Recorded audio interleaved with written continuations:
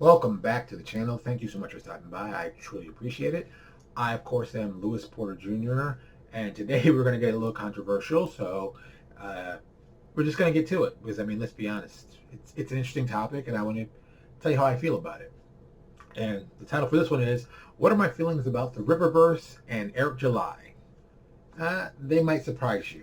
So I'm going to be pretty transparent on this. So I just learned about Eric July and the whole Ripperverse probably less than a week ago, and hearing about him doing this Kickstarter. I'm not gonna call it Kickstarter because he's not using Kickstarter. It's a fundraiser, and he's raised nearly $3 million.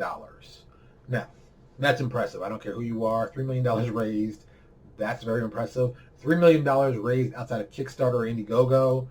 Pretty impressive. And, this guy happens to be a fan of comic books. I'm a fan of comic books. Okay. He happens to be also African American. Okay. It's got a lot of stuff I like going there. It's all right. Got an African American guy, started his own business, like that, doing comic books, like that. But some people have come to make comments about him because of his political views. So let me put it a little bit in perspective before I even get started, because I know a lot of you are going to be like, well, yeah, Lewis, where do you fall on this? So first and foremost, I am a huge proponent of the First Amendment. So much so, I believe that people use to try to control other people. I'm very much 100% okay with letting people say whatever they want. You can express yourself in the U.S. realistically without harming anybody any way you want. If you say something that might hurt my feelings, you can do that. That's okay. You can say something I abhor. You can say that. This is America. We're okay with that. So being able to control someone and what they say has always been a thing with me. So I don't like when people attempt doing that. And, as of late, people have been referring to this guy's a libertarian. Well, he's a libertarian. He's horrible. Look, I don't care about his political views. That I care about he makes good comic books. That's what that's what I would be supporting if I was supporting his thing. I'd want to know if it's a good comic book. Is it a good comic book? Yes, no, well, great. If it's horrible, well, then no. And I think that, and I'll say this honestly, I think there's been a lot of playing of cultural politics in comics as of late to the worst possible degree of forgetting what comics are supposed to be.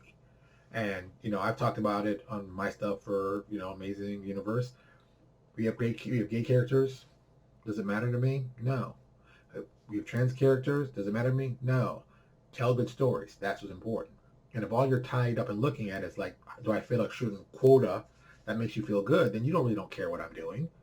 You've got some little agenda that you've got to go with and be like, oh, if it doesn't have this many gay people, it can't be a good book. What does that have to do with the book? If the book's good, the book's good. Gay, straight, black, white, make good books. And here's the best part. If you don't see what you want out there in the world, you want more gay characters and you're gay, make a comic book that's gay. You want more black characters, make them because that's black people. You can do that. In this day and age, all that is readily available to you. But so many people are like, well, no, Lewis, it's not the same because the big guys, and how I feel about the big guys. They're dinosaurs. Marvel and DC, I love the characters. I mean, I'm wearing Black Panther on this one, but let's be honest, they're dinosaurs. They've been dinosaurs. They've been dinosaurs for the last 20 years. They haven't done anything inventive in, 2 decades. And people keep saying, oh, comic books are better than they've ever been. Look, I've been collecting comic books well over 40 years. I've worked in every aspect of comic books possible. I've worked at the retail level. I've made my own books. I've edited them. I've distributed them. So I have a great understanding of what goes on in the industry. I have lots of contacts. I needed to confirm something. I could reach out to them. So I've done my research. Comic book sales are atrocious now. 100% atrocious. They cost too much, and the stories don't have any excitement that I find interesting. I don't understand why telling good stories is difficult. And there's a lot of bad writers out there just, and they keep saying fanfic. I think that's really the best way to describe it. A lot of people just making their own fanfic they put on the page and like, woo, and I'll tell you something else. I'm also very particular about my comic books and how they should be done and what should be going on. Not being said you can't tell stories, that have gay characters or trans, but the story can't be just that. If you tell me a story of just being black, that will excite me for about 10 seconds, and then I'll be like, okay, what's the rest of the story? There needs to be something more than just a character I have the story and it's a character who's black. And the most important thing is he's black. And he's blackity black. And he's black. It's like, dude, tell me some more that goes with it. Because if all you're telling me is that it's black and I should like it, you've already failed me. Tell me a good story. Tell me a good story. Tell me a good story. If it's a good story, it doesn't matter what the color of the character is. It's a good story. But, you know, the color of the character, even the sex of the character, can motivate the story to go in different directions. I'm okay with that.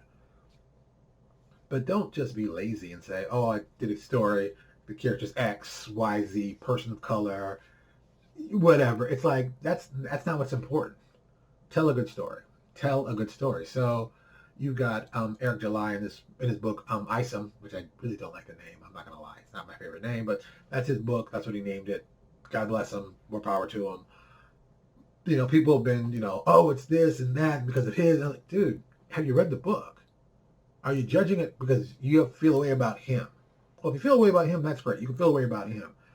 But judge the book on just judging the book, on the quality of the art, the writing. Be honest about it. If it's a good read, it's a good read. It may not be a read for you. A lot of books I read, I don't think they're for me. It's like, it's not a book for me. Not a bad book. It's not a book for me. I'm grown enough to say that. But I don't think a lot of people are. I think a lot of people get tied up in the whole politics of it and forget what this is about. I mean, and I do mean left wing and right wing. Because, I mean, once again, left wing, right wing, same bird. And so many people get this whole thing and they think, you know, I just, it fundamentally irks me. There's a post this weekend that came out. It was like Watsy's doing a book where they're using people of color for the first time, and it's all going to be done by people of color. And the first thing that came out of my mouth was like, well, what are the hierarchy look like? Are there people of color in the hierarchy? Because that's what matters to me. Because if we're going to talk about we're going to do books that are diverse, well then how about some diversity in the actual management? And there probably isn't. There probably isn't. There's probably maybe one, maybe two. Not much. Just enough to be like, well, yeah, we're diverse, but not really diverse. You know? I mean, come on. Let's just keep it real. We don't have to lie to ourselves and make ourselves feel better on something stupid like this. Just be honest about it.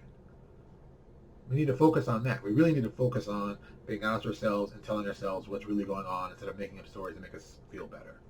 That's what really needs to go on. But what can I say? You know, oh, and, you know, my feelings about this. All right. So, Isom. It looks professionally done. He's raised the money. I think he has the book done, and he's going to release it. I think he's done more than most people who talk about doing comics have done. Do I think it's some kind of racial book against SJWs and other?